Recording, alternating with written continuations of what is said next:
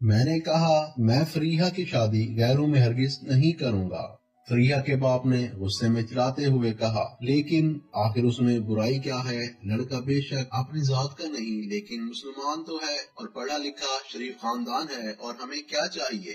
بس صرف ہماری ذات کا نہیں، اس سے کیا فرق پڑتا ہے؟ فریحہ کی امی نے دبی زبان میں ابا جی کو منانے کی کوشش کی، لیکن سب کو پتا تھا کہ ابا جی کا فیصلہ اٹل ہی ہوتا ہے۔ فریحہ سے چھوٹا ایک بھائی اور تھا۔ فریحہ اچھی خاصی شکل و صورت کی لڑکی تھی، قد کاٹ بھی مناسب تھا، لیکن جب بھی کوئی رشتہ آتا کوئی نہ کوئی نقص نکال کر منع کر دیا جاتا۔ ابا جی کو جانے کس رشتے کی تلاش تھی، کبھی ذات پات کا مسئلہ ہے، لڑکے کی کمائی اچھی نہیں، تو کبھی لڑکے کی شکل و صورت کا مسئلہ۔ ابا جی کو بھی نہ جانے کس شہزادے کا انتظار تھا۔ اس بار بھی فریحہ کی دوست کے بھائی کا اچھا خاصا رشتہ آیا تھا، لیکن وہی ابا جی کے اصول، یہ ہماری ذات کا نہیں۔ آخر وقت گزرتا گیا اور فریحہ کی عمر بھی ڈھلتی جا رہی تھی، اس کے بھی بالوں میں چاندی اترنے لگی۔ پہلے جو رشتے آتے تھے اب وہ بھی آنا بند ہو گئے۔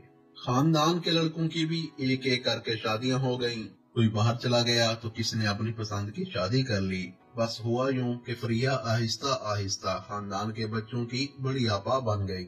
سب بچے اسے بڑی آپا کہنے لگے، اس کی تو اپنی شناخت ہی کھو گئی۔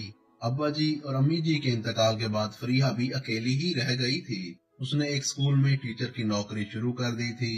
چھوٹے بھائی عثمان کی بھی شادی ہو گئی تھی۔ عثمان کے بچوں کو فریحہ بہت چاہتی تھی، خاص طور پر ثانیہ اس کی جان تھی۔ ثانیہ بھی اپنی پھپھو سے بہت محبت کرتی تھی۔ یہ بچے ہی تو فریحہ کے جینے کا سہارا تھے۔ وقت گزرتا گیا، فریحہ کی بھتیجی ثانیہ کا بہت اچھی جگہ سے رشتہ آیا۔ لڑکا پڑھا لکھا ہینڈسم تھا، لیکن پھر وہی ذات کا مسئلہ۔ لیکن اس بار فریحہ پہلے والی فریحہ نہیں تھی، وہ اپنے بھائی کے سامنے کھڑی ہو گئی۔ اس نے عثمان سے کہا جو ابا جی نے میرے ساتھ کیا وہ میں تمہیں ثانیہ کے ساتھ نہیں کرنے دوں گی۔ ہم سب مسلمان ہیں، اور جب ہمارے پیارے نبی صلی اللہ علیہ وسلم نے فرما دیا کہ سب مسلمان برابر ہیں، کسی مسلمان کو دوسرے مسلمان پر فوقیت نہیں ہے، تو ہم کون ہوتے ہیں کہ کون اونچی ذات کا ہے اور کون نیچی ذات کا؟ اگر یہی فرق ہم مٹا دیں تو نہ جانے کتنی لڑکیوں کا گھر بس جائے، اور نہ ہی اچھے سے اچھے رشتے کے انتظار میں ان کی عمریں ڈلنا شروع ہو جائیں۔ تم بس لڑکے والوں کو ہاں کرو اور شادی کی تیاریاں شروع کرو۔ آج فریحہ نے اپنی محرومیوں کا ازالہ کر دیا تھا۔